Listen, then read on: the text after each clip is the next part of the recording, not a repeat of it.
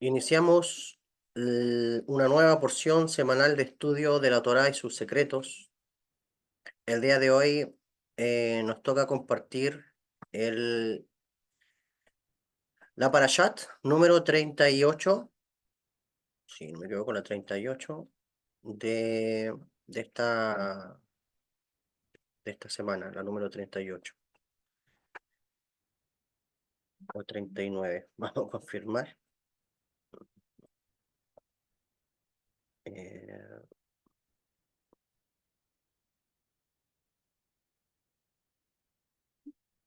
Esta es la número 39. Sí, 39 del año. 39 de 54.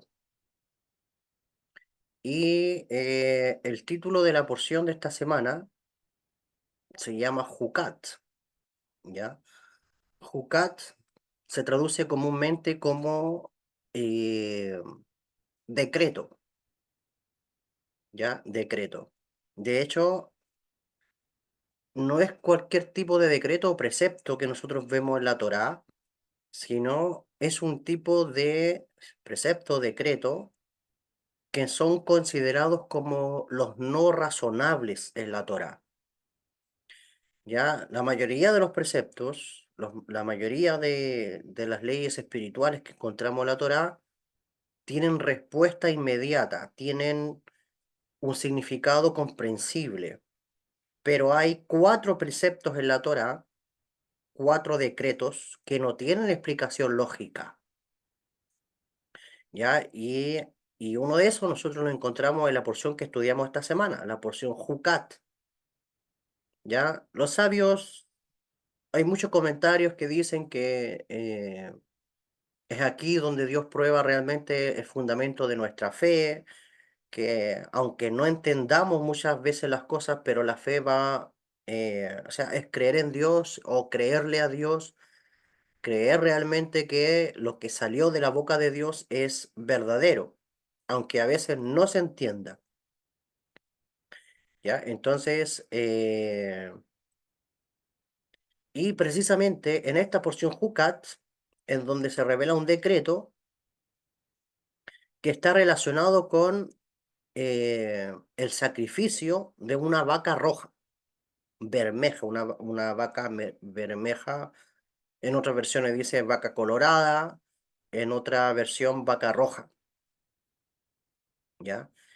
Y esa porción nosotros la encontramos en el libro de Números, capítulo 19, del versículo 1 en adelante. Principalmente hasta el 14, Números capítulo 19, verso 1 al 14. Es ahí donde la Torá nos habla sobre este tema y en qué consiste. Yo voy a dar lectura a algunos versos porque de ahí vamos a extraer luz, y ahí vamos a extraer una enseñanza, ya que le he titulado El justo se impurifica por otros.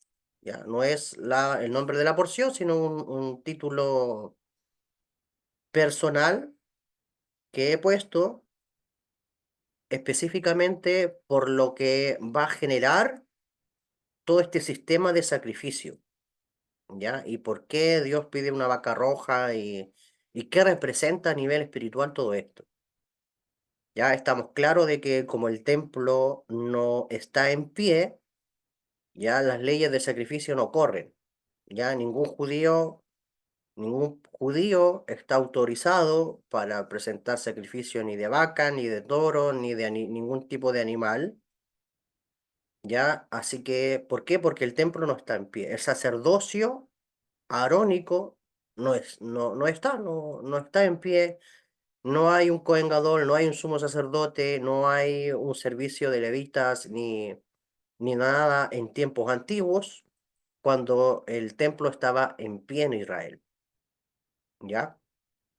Pero, aunque hay preceptos de la Torá que están suspendidos por el hecho de que no hay templo, porque hay muchos preceptos que son necesariamente el templo para practicarlo a nivel físico, pero a nivel espiritual los preceptos no se destruyen, ¿ya? La Torá a nivel espiritual jamás va a ser destruida.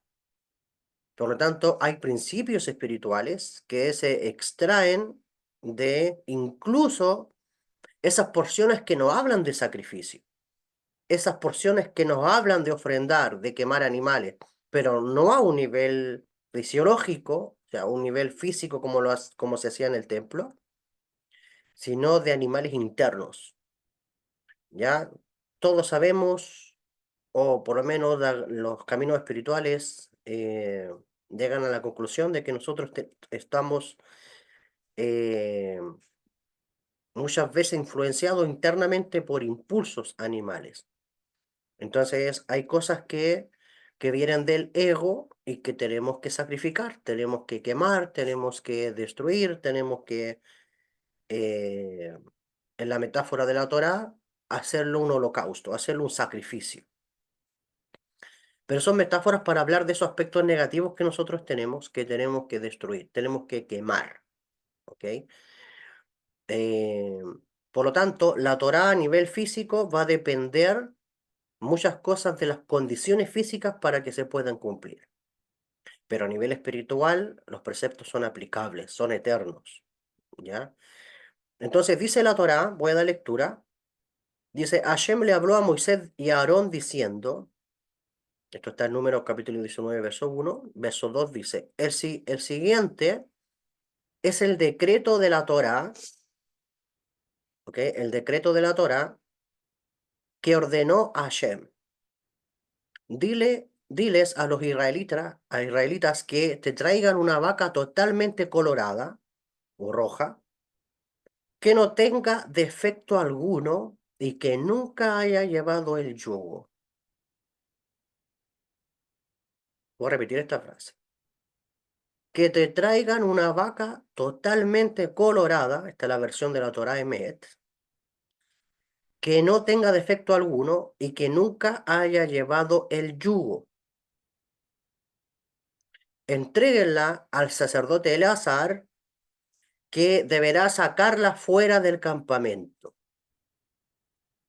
Alguien, ajeno al sacerdocio, deberá degollarla en presencia de él. Después el sacerdote Eleazar tomará de su sangre con su dedo índice y salpicará de esa sangre 7 veces en dirección a la tienda del encuentro. Luego deberán quemar la vaca a la vista de él. Deberán quemar su cuero, su carne, su sangre y su excremento. El sacerdote deberá tomar madera de cedro, hisopo y hebra de lana carmesí y deberá arrojarlos al fuego en que se quema la vaca.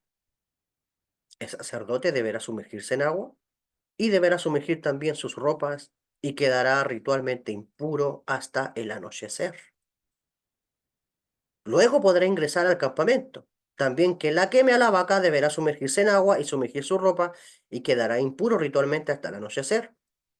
Un hombre ritualmente puro deberá recoger las cenizas de la vaca y deberá depositarlas fuera del campamento en un lugar puro y serán conservadas para la comunidad israelita, para disolver en agua, para salpicar como medio de purificación. El que recoja las cenizas de la vaca deberá sumergirse y también deberá sumergir sus ropas y quedará ritualmente impuro hasta el anochecer. Esto será una norma eterna para los israelitas y para el prosélito que viva con ellos. El que entre en contacto con un cadáver humano quedará ritualmente impuro por 7 días. Deberá purificarse con él, es decir, con el preparado de las cenizas de la vaca colorada, el tercero y el séptimo día, y estará puro. Pero si no se purifica al tercer día y al séptimo día, entonces no estará puro. El que entra en contacto con un cadáver, con el alma de una persona que haya fallecido y no se purifica, contamina el tabernáculo de Hashem. Esa persona será cortada espiritualmente del pueblo de Israel, puesto que las aguas de salpicar no fueron rociadas sobre él, queda ritualmente impuro y la impureza queda en él, aunque haga una inversión ritual. Así es la ley respecto de un hombre que muere en una tienda. Todo el que entra a la tienda o todo lo que haya en la tienda quedará ritualmente impuro durante 7 días. Bien, aquí la Torá nos habla sobre las leyes de la pureza y la impureza. Según la mística judía, según la Kabbalah, específicamente el Zohar, que es el libro de esplendor, el libro de los misterios de la Torá, dice que cuando una persona muere, cuando una persona fallece, el cadáver, de hecho la Torá dice que a la persona hay que enterrarla al mismo día. Ya nosotros tenemos, o en cada nación hay ciertas costumbres de velar el cuerpo de una persona, a veces 3 días, hay personas que son más. En el pueblo judío, a la persona la entierran el mismo día que falleció. ¿Qué es lo que pasa? ¿Qué es lo que pasa con un cuerpo? ¿Qué es lo que es la muerte? Es el abandono, es el retiro del alma de un cuerpo físico en su totalidad. Es decir, nosotros somos un alma que habita un cuerpo. Las vestimentas del alma son nuestros huesos, nuestra piel, nuestros miembros. El alma está revestida de un cuerpo físico, ¿ok?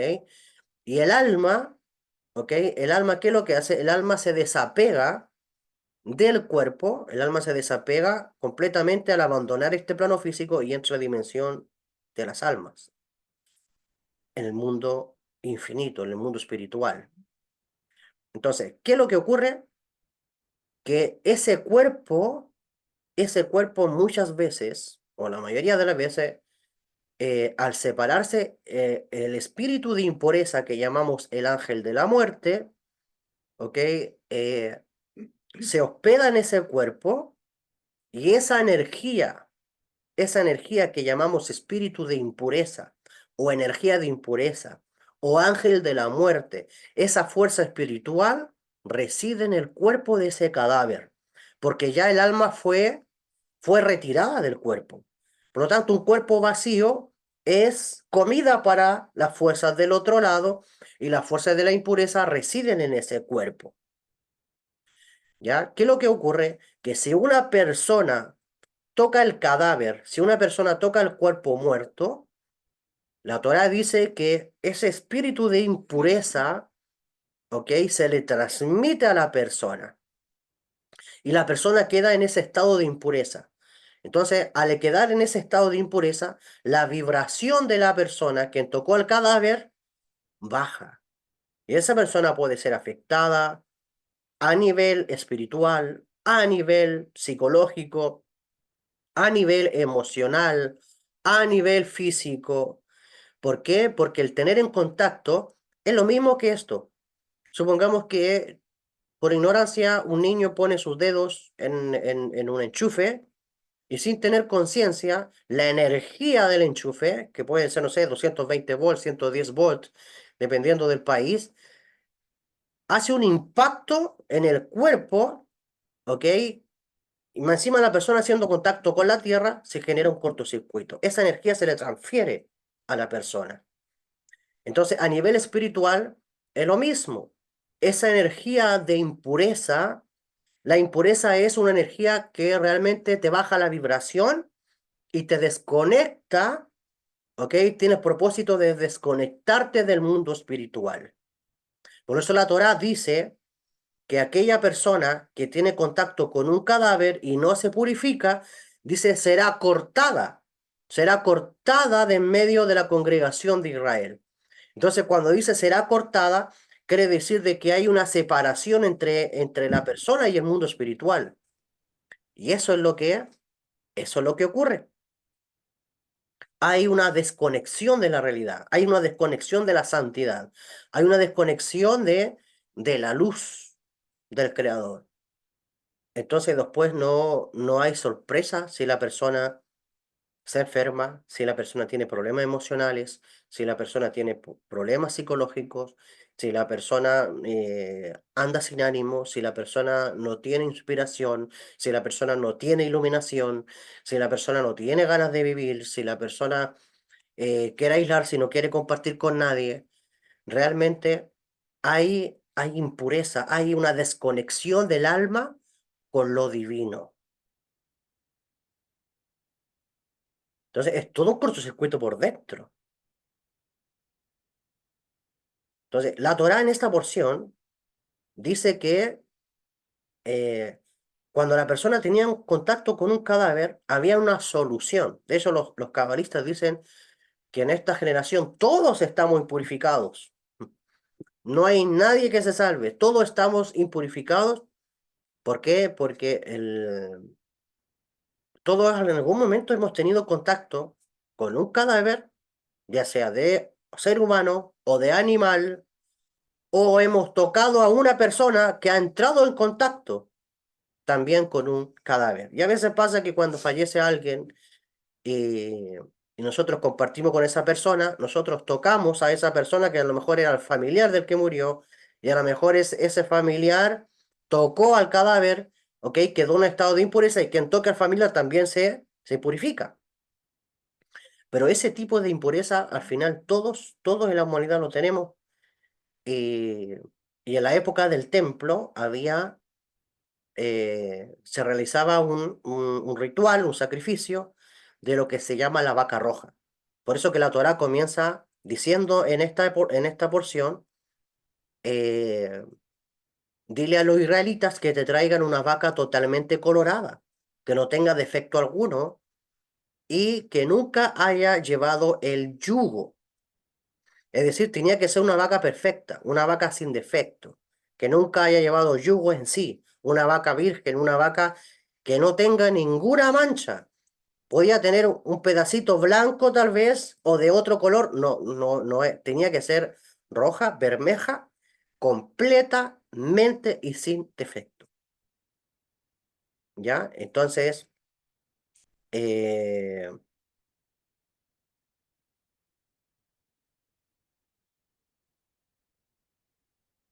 y dice la Torá, entrégasela al sacerdote Eleazar que deberá sacarla fuera del campamento. ¿Ya? Y había que degollarla en presencia en este caso, del sacerdote. ¿Ya? No era Aarón, era el hijo de Aarón, y de hecho una persona ajena al sacerdocio tenía que degollar, ¿ok? En presencia del sacerdote, y luego el sacerdote tenía que tomar con su sangre, con su dedo índice, y salpicarla 7 veces en dirección a la tienda del encuentro. ¿Ya? Ahora, todo esto que estamos hablando, aquí ocurre algo que es de suma importancia. Porque fíjate que la Torá dice al final que el sacerdote tenía que impurificarse, o sea, el sacerdote tenía que entrar en contacto con todas estas energías, se impurificaba para luego poder ayudar a purificarse a otros que habían tenido contacto con cadáver. Y este ejercicio, o sea, este mecanismo nos habla realmente de una práctica de ciertas personas que bajan a este mundo, que en la Torá se llaman sadikim o justos, y la Kabbalah enseña que la vaca roja es el alma de un justo que baja a este mundo, ¿ok? Es el alma preciosa de una persona que baja a este mundo a sabiendas que se puede impurificar, pero esa alma se ofrece delante del Creador, incluso hasta puede ser un alma rectificada, un alma que ya no tiene que bajar, un alma que ya completó su tikkun, un alma que ya completó su reparación, que ya sanó, que ya no tiene que volver. Ya no le quedan encarnaciones a esa alma, completó su tikkun. Pero la Kabbalah enseña que hay ciertas almas de este calibre que ya completaron su rectificación, pero que se ofrecen bajar a este mundo. Y esas almas le dicen al Creador, yo me ofrezco, yo me ofrendo para poder ayudar a otras personas en su elevación. ¿Ok?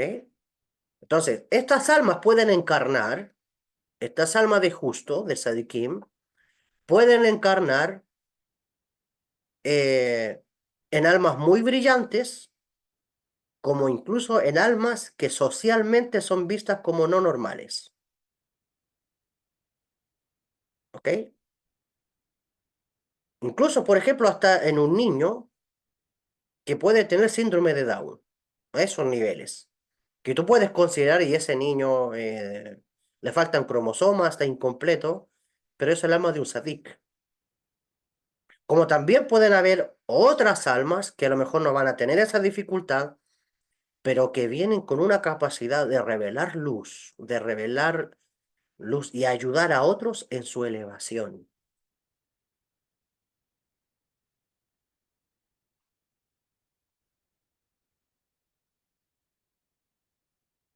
Y a lo mejor esa alma viene a ayudar a una familia.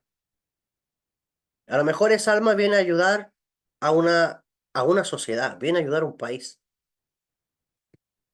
Independientemente de la misión que trae, pero esa alma viene a impurificarse, pero con la fuerza interna de ayudar a elevar a otros. Imagínate que hay almas de justos que han tenido la voluntad incluso de entrar al Gehinnom, de entrar al infierno, de entrar a las profundidades del abismo, han negociado con el Creador para bajar a esas profundidades de sufrimiento y sacar almas de ese estado.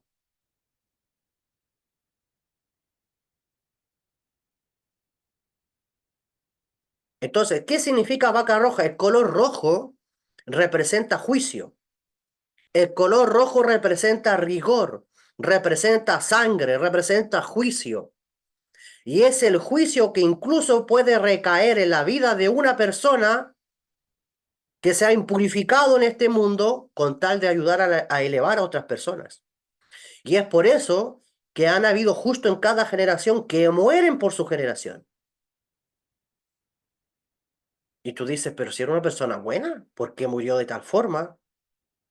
Es que el juicio cayó sobre él. Pero cayó sobre él para que no caiga sobre toda una población, para que no recaiga sobre todo un país, para que no recaiga sobre toda una familia.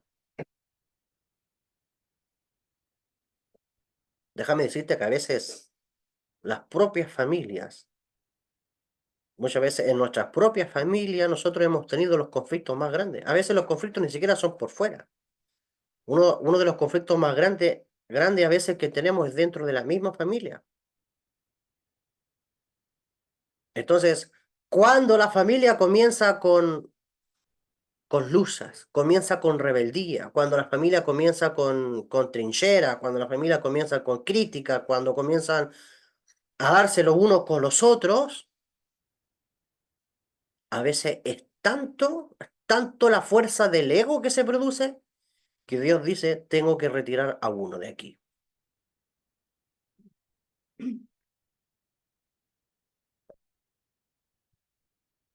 Y a veces tú dices, la familia estaba por aquí, por allá, y tú dices, ¿y por qué tuvo que morir esta persona que no se lo merecía?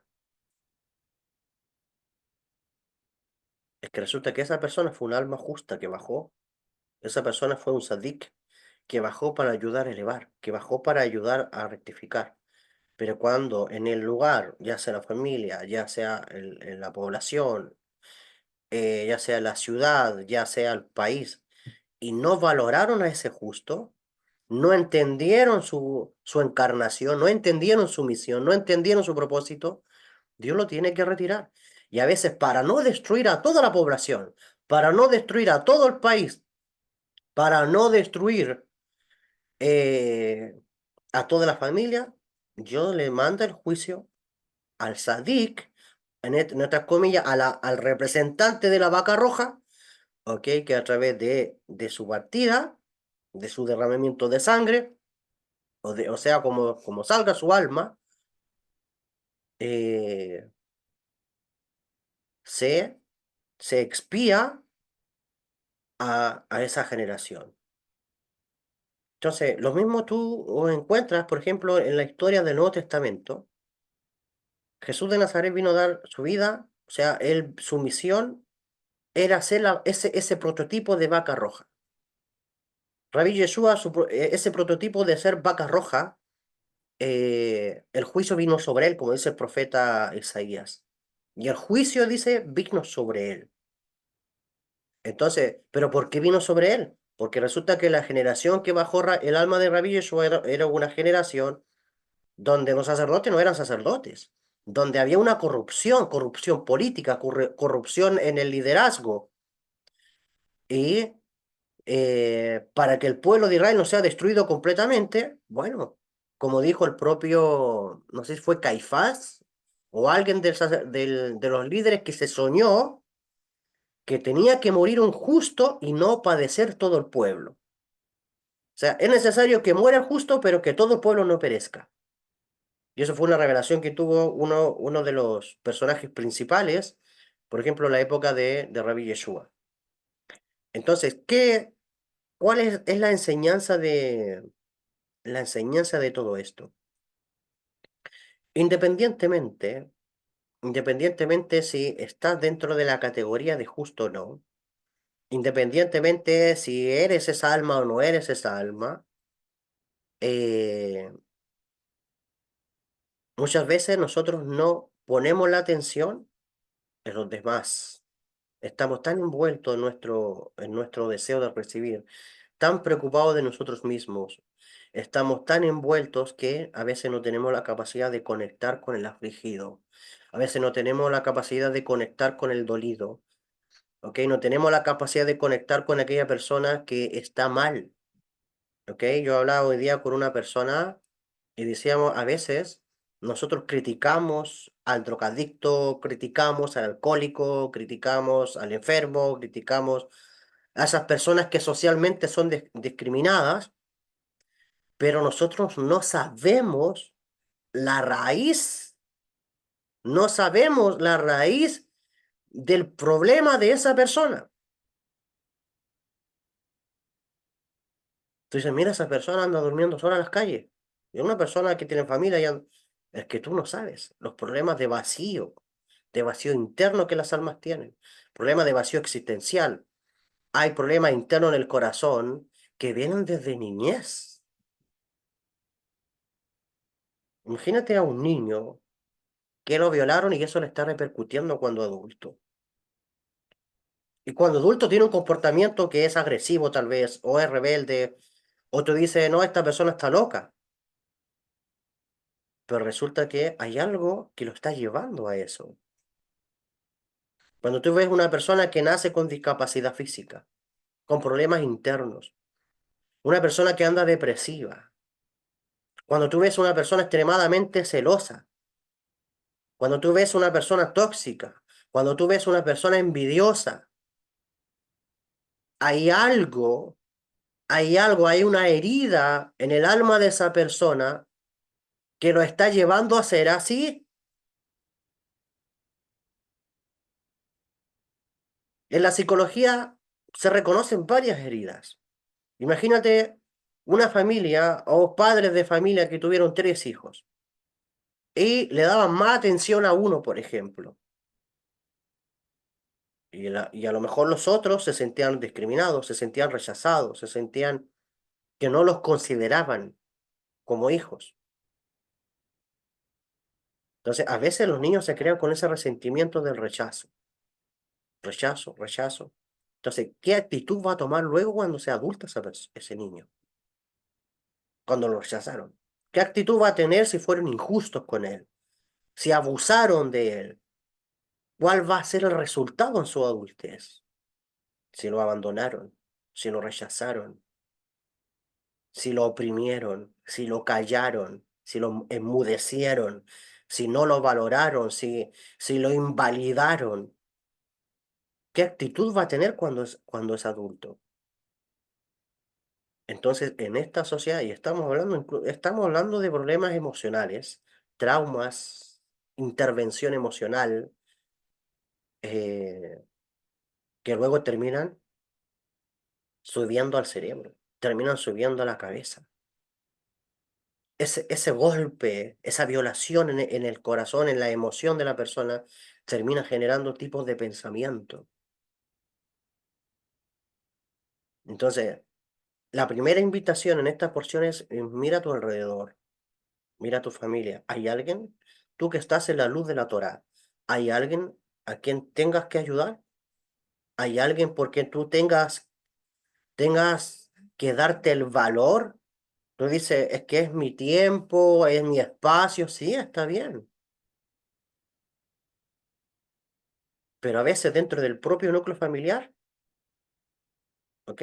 O sea, tratamos de ganar a todos, tratamos de salvar el mundo, pero en la casa nos salvamos, en la casa no ayudamos y queremos salvar el mundo. O a veces en la casa estamos bien y tú como estás tan bien y estás tan cómodo que los de afuera te da lo mismo.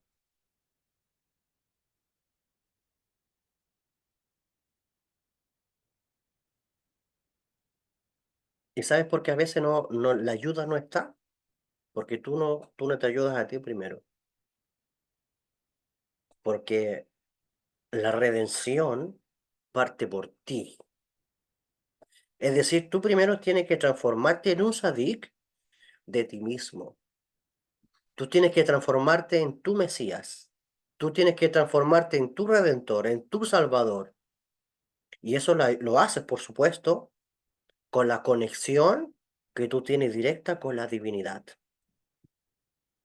Fíjate bien que el Zohar, en la porción de esta semana, hay algo bien bonito que a mí me llamó la atención. Y tiene que ver con cuando la Torá dice sin mancha, o sea, que tenía que ser perfecto, sin mancha y sin yugo. El Zohar dice, Malhut es considerada sin mancha cuando brilla con la luz de Jochma, que purifica. ¿Qué significa eso en palabras más simples? Malhut es considerada sin mancha cuando brilla con la luz de Jochma, que purifica. En palabras sencillas, Malhut representa tu vida. Malhut es el plano físico, el mundo físico, eres tú mismo. Malhut es considerada sin mancha, es decir, tú te consideras puro. Dice, cuando Malhut brilla o se conecta con la luz de Jochma. ¿Y qué es lo que es la luz de Jochma? Es la sabiduría espiritual. Es decir, que el alma de la persona, es decir, tú y yo podemos purificarnos, podemos limpiarnos, ¿ok? Si estamos en un contacto continuo con la luz de Jochma, con la luz de la sabiduría superior, con la luz del flujo divino, si estamos en conexión con la divinidad. Entonces, en Kabbalah, por ejemplo, Jochma está relacionado con, con la intuición del alma. Es decir, cuando tú conectas con la divina presencia, en ti se despierta lo que se llama la intuición. Tú percibes energías, percibes principalmente lo que Dios quiere de ti, ¿ya? Porque cuando tú entras en contacto con la divinidad, se activa en el alma una antena que tú comienzas a percibir cosas que con la lógica no percibías. Comienzas a tener experiencias en sueños e incluso despierto que antes no tenías, porque estás conectando con la luz de Jochma. Jochma es la sabiduría, pero estamos hablando de la sabiduría espiritual. Estamos hablando de ese contacto que tú tienes directo con la divinidad. ¿Ok? Cuando tienes contacto directo con la divinidad, ¿ok? Tú puedes alcanzar lo que se llama la intuición. Entras en una experiencia mística, entras en una experiencia de profecía, ¿ok? Y los sabios, por ejemplo, los cabalistas dicen que esa experiencia tú la puedes alcanzar a través de un estado meditativo, un estado de meditación, un estado de conexión.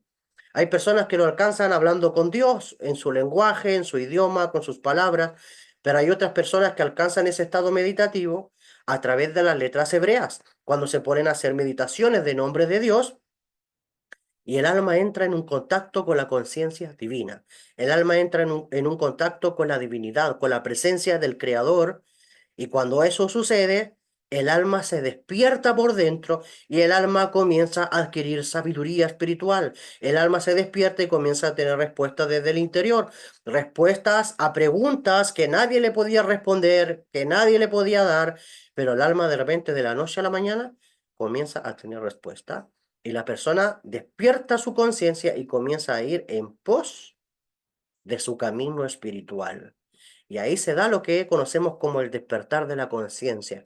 Es una sed en el alma de la persona de una búsqueda constante de respuestas, respuestas, respuestas. Y te nacen más preguntas y quieres más respuestas y más preguntas y el alma comienza a dar preguntas y preguntas y preguntas y preguntas y la respuesta comienza a llegar. ¿Y qué es lo que pasa cuando adquieres esa conexión con la divinidad? Tu alma comienza a purificarse. Cuando te llega la iluminación, cuando tu vasija se llena de luz y comienzas a resplandecer y comienza el brillo a brotar en ti, es ahí donde comienzas tú a purificarte. Y cuando te encuentras en ese estado de purificación, créeme que se despierta el anhelo de querer purificar a otros, el anhelo de querer elevar a otros, el anhelo de querer ayudar en el despertar a otras personas. Obviamente con respeto, con amor, con acompañamiento, con afectividad, con una activa escucha, donde tú pones atención al proceso y acompañas a otras almas en su proceso espiritual. Y cuando tú estás acompañando a otras almas, estás haciendo el papel de un justo, aunque a lo mejor no haya sido el justo perfecto que bajó del cielo, pero te volviste justo porque comenzaste tu despertar espiritual y comenzaste a ayudar a otras personas. Pero tú no puedes ayudar a otros si primero no te ayudas a ti. Tú no puedes ayudar a purificar a otras personas si primero no te purificas tú. Y el Zohar en esta porción dice cómo se purifica la persona cuando Malhut tiene contacto, dice, con la luz de Jochma. Es decir, cuando tú adquieres la conexión con la sabiduría infinita, cuando tienes conexión con la presencia divina y tu alma comienza a recibir luz, purificación. Se comienza a limpiar, tus emociones comienzan a ordenarse y tus pensamientos por dentro se comienzan a ordenar, tus emociones se equilibran, estás en un estado central, estás en el centro equilibrado, hasta tus chakras, todo se equilibra dentro de ti y comienza ese contacto con el mundo de la iluminación, el mundo de la luz, el mundo de la revelación, el mundo de la inspiración, el mundo donde gotea ideas, como dice la Cábala, te gotea ideas de Axilut, te gotean ideas, revelación, pensamientos nuevos, ideas nuevas. Es un fluir de ideas, es un fluir de voz de Dios que viene a tu vida, es un fluir de voz espiritual que llega a tu vida que dice, este es el camino, por aquí tengo que ir, por aquí tengo que ir. Esta es la decisión que debo de tomar, porque entraste en un contacto, ¿ok? Con la luz superior. Y quien entra en contacto con Jogma, con la luz superior, alcanza un estado de elevación, un estado de pureza espiritual, que luego esa persona ya tiene el deseo de poder elevar a otros. Y te transformas tú ahora en una vaca bermeja, metafóricamente hablando. Te transformas tú ahora en ese sadik que incluso puede ir a territorios muy impuros, que incluso tú dices, ¿sabes qué? Yo ya he pasado por uno y otro proceso, ya tengo la fuerza, ¿ok? Y te metes, ¿ok? Y ayudas a otro. A lo mejor vas a ser criticado. Ya, Rabbi Yeshua lo criticaban. Vas a estar a lo mejor en lugares donde, pero por dentro tú sabes que basta que una sola palabra salga de tu mente y tú dejaste aquí una semilla en otras personas. Y esa semilla se transforma en una respuesta. Y el alma despierta. El alma de la otra persona despierta y te busca. Y comienza a acercarte, comienza a hacerte preguntas. ¿Por qué? Dice, esto que me dijiste realmente despertó algo en mí. Esto que me dijiste o esta acción que tú tuviste por mí realmente habla mucho más que 1000 palabras. Entonces, tus acciones, ¿ok? Van a causar curiosidad a la persona y te vas a transformar en una fuente de agua viva.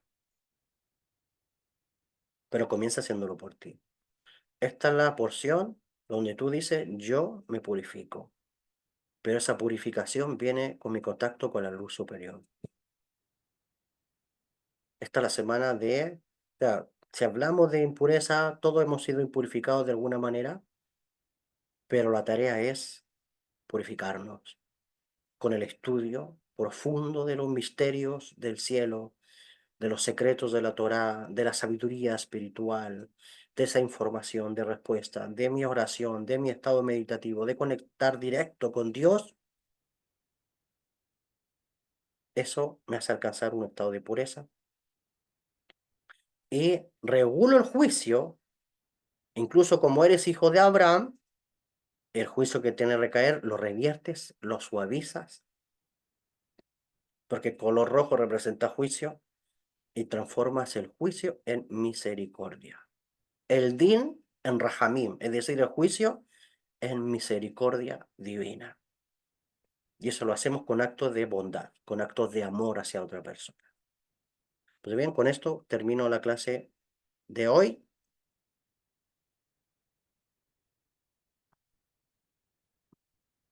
No sé si hay comentarios, preguntas antes de despedirnos.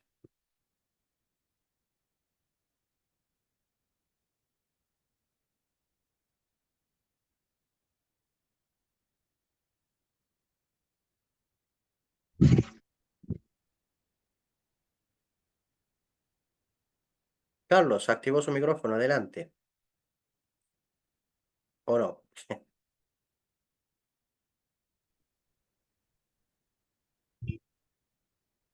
Hola, Hola, hola. shalom, shalom. Shalom. Sí, muchas gracias por la enseñanza que tienen mucho valor, ¿verdad? Para instruirnos, aprender, guiarnos. Y esta paracha es muy importante conocerla. Y me gusta la explicación porque yo la he escuchado de los rabinos también así, de esa forma. Muchas gracias, maestro. Gracias a usted también, pues. Gracias por estar acá con nosotros, por Muchas acompañarnos. gracias. Gracias. Laila Top. Laila Top, buenas noches. Bueno.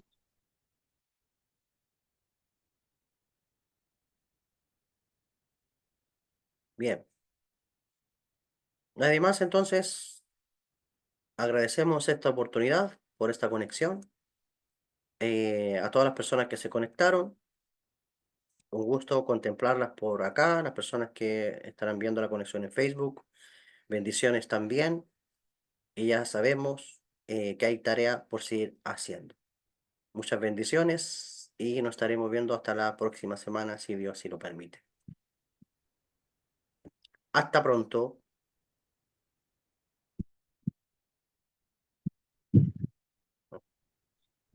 Chao, chao, Leticia. Bendiciones, Heréndira. Shalom. Gracias. Gracias a ustedes. Shalom, Heidi.